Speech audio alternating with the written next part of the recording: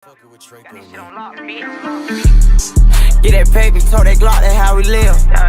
Yeah, my life's a game, I pray I don't get killed. They can't believe I got the guap, this shit for real. Can't accept the fact my brother gone, I wanna kill. Yeah, I can't go for that shit don't sit right. Instead of capping to the old nigga, I know what you live like. Ain't worried about all, just fuck these hoes and live life. I go on the drill, I'm smart enough, you gotta know how to kill. Jinpachi Ego continues to look forward at all the teams on the screen, preparing himself for what was next. Team V goes through their intensive training, pushing themselves through limits unknown. Now, walking through large doors and entering a room where multiple teams would arrive, Ego appears, beginning to explain what he's doing and how the next selection will begin. Before he finishes, Isagi turns to Rayo. No matter what, make sure you meet me at the top. Whether we team up or not, just meet me there. What do you mean? I mean, don't focus on me. Develop and become as strong as you can. That's the only way we can achieve our dreams. Don't you see it, Rayo? This place, it promotes our growth, so let's take advantage of it. Rayo was silent for a moment, but then the fire was in his eyes. It was reignited as he agreed to this. When he turned to say something, Isagi was already entering the next stage, throwing his hand up and waving. Stepping through the halls, he enters a new room with a goal and a keeper. The timer pops up and the ball drops from the rooftop. Isagi swings his leg, scoring the first shot. So this is the type of test I'm in now? Alright, well let's perfect all my techniques.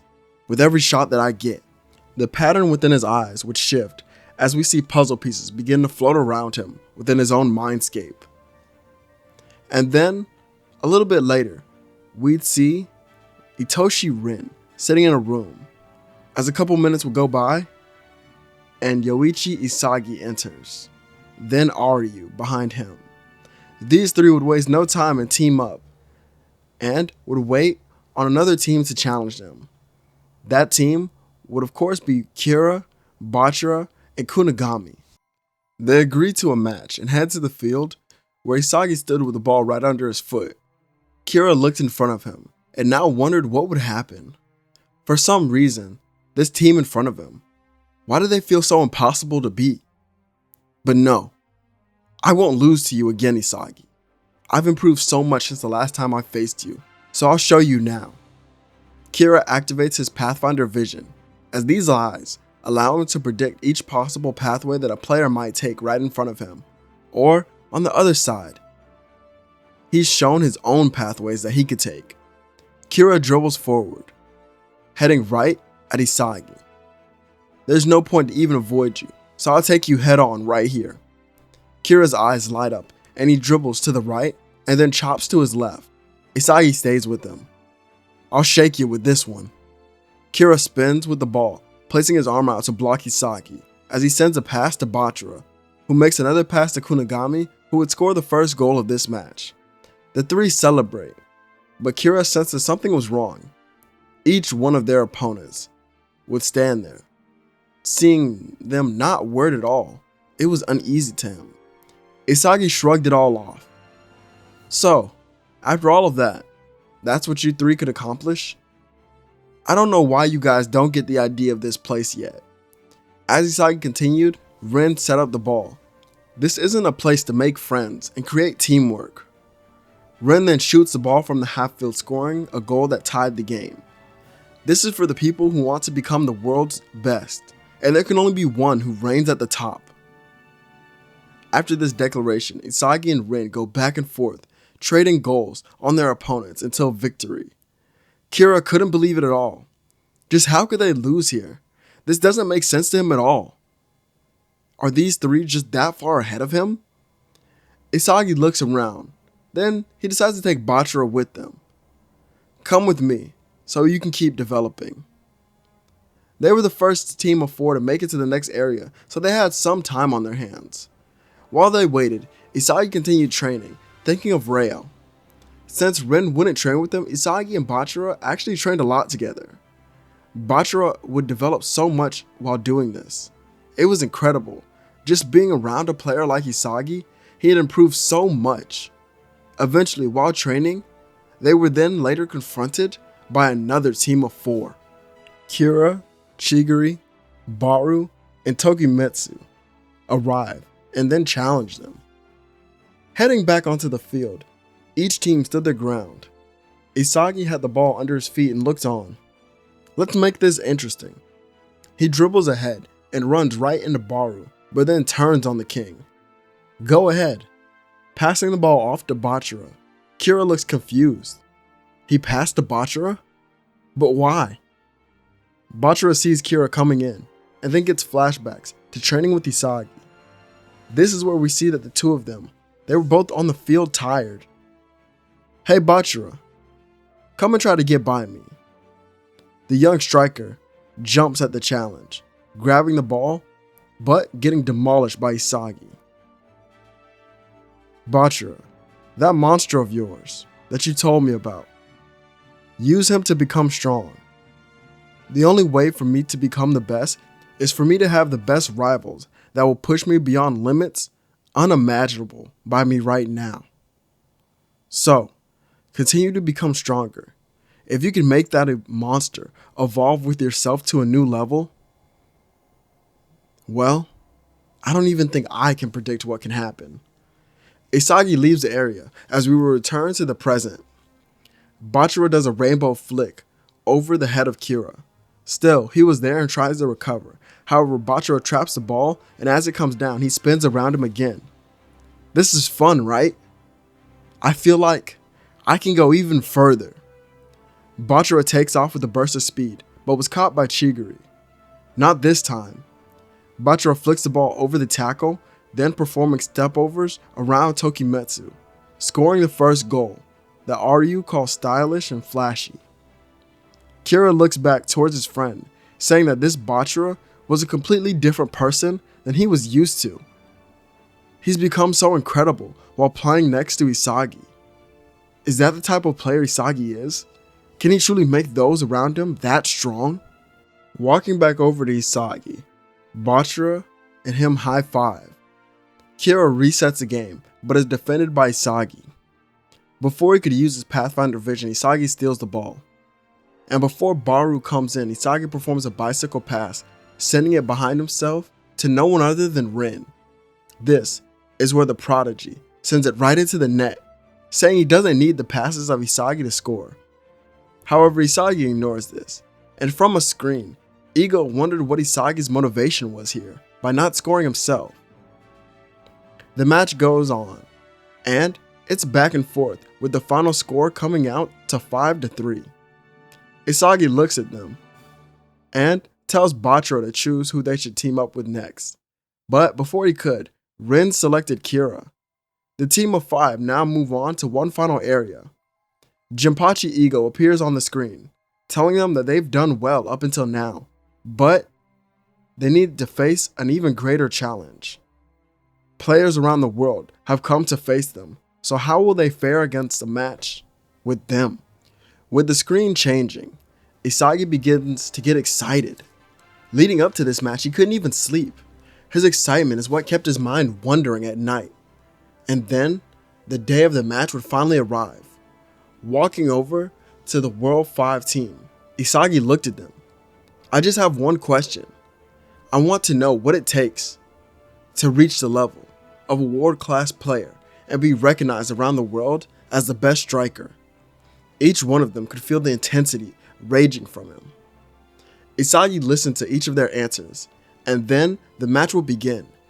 He goes right ahead, trying to take them on with everything that he has, leading to him scoring 2 of the goals and Ren scoring 1. Even though they would lose the match, Isagi is approached by Adam Blake.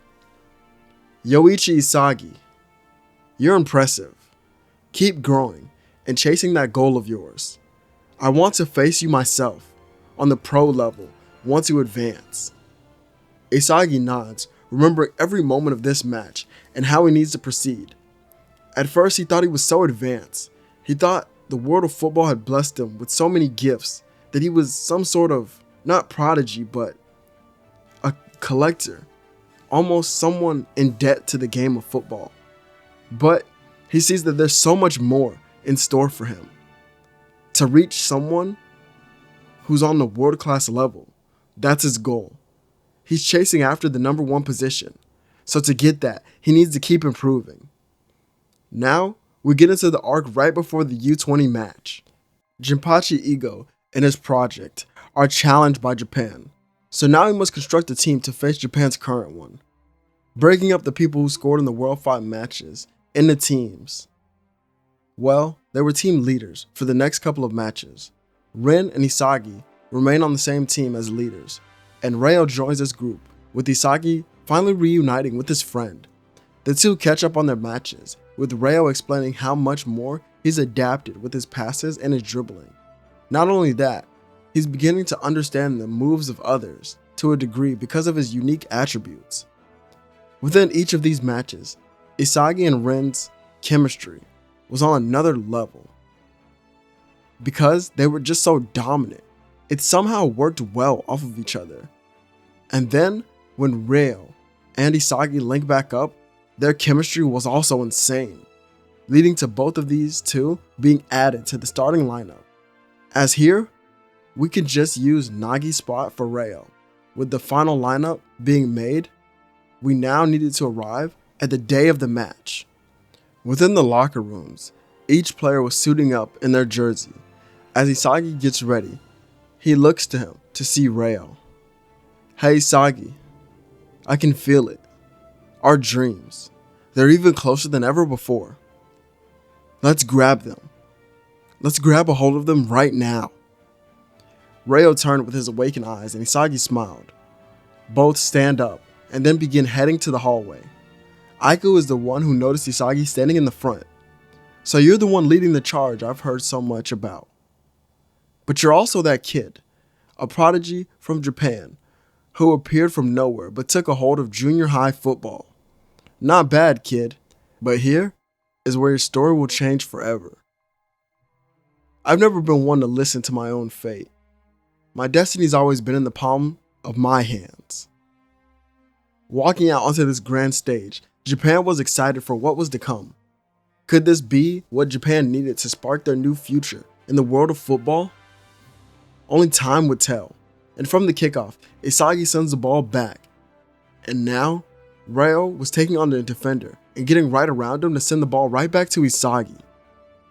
While trapping the ball, he could see that each one of them was waiting for him to make a move. Fine then. Isagi sends it off to his right, to Rin. The prodigy makes his own move, running down the sideline, and now getting to a spot. Seeing that he was in range, Rin goes for his Trivela shot, only to have Oliver Aiku head it from going in. Not on my watch. The counter then begins as the ball is grabbed by Itoshi Sai. As their counter begins, Rin was stuck on how he didn't make that goal, but Isagi walks over to him. I think you're beginning to understand it. You're not the striker that this team needs, or that the world needs. We then see that Sendo misses his own shot, but Sai is the one to grab the rebound scoring, putting the U20 squad up by 1 goal. Isagi then looks all the way back, and then locks eyes with Kira. So when the game resets, he sends it to him. Kira wonders what he should do, but he slowly begins to awaken in these moments heading up the field. What is this feeling? And why is everyone moving so slow? Kira sees a golden pathway, which is the way that he should go. He then heads to the left side, running behind Ryo and a defender. Then, he sees the same pathways open for Chigiri. Go now. Kira sends the ball through the air down the line, and Chigiri is seen sprinting towards it. Thanks, Kira. Trapping the ball and continuing to run. So that's your master plan. I got you. He would send it back to the middle, where the ball flies over the heads of everyone. This is where Kira, using his Pathfinder vision, goes for a shot, saying that this one was his. However, as he goes to shoot, Itoshi Sai bumps him. Not half bad, but that vision of yours, it's limited, and it won't do any good against me. Since it threw off the shot course, it hits the side of the post and comes right back out. And as it bounces, we hear the voice of someone very familiar. Hey Japan, Don't you think you've waited long enough for my arrival? Isagi slams his foot into the ball, performing his phantom direct shot, scoring a shot that reignites the fire in the hearts of the people watching. All of them shout and roar from where they were sitting and stand up, all around the stadium. Isagi and Reo high-five, wiping the sweat off their foreheads. I won't allow our dreams to be crushed right here, Reo. Jinpachi Ego sat back in his seat, and, pushing up his glasses, it reflected the light, not showing his eyes, but reflected the image of Isagi. The announcers state that Yoichi Isagi has just scored one hell of an equalizer to tie the game up, and the fans are loving it. The U20 team begins their own counter again, once the whistle of the referee goes off. Itoshi Sai, leading the charge, is confronted by Mikage Ryo. Both of them, midfielders of their respective team, but one clearly had the advantage, being obliterated by the sheer talent of Sai. Ryo didn't know what to think at all. This is when he was brought to a realization. In order to make Isagi the world's #1, and in order for him to win a World Cup, he needs to become stronger than this person.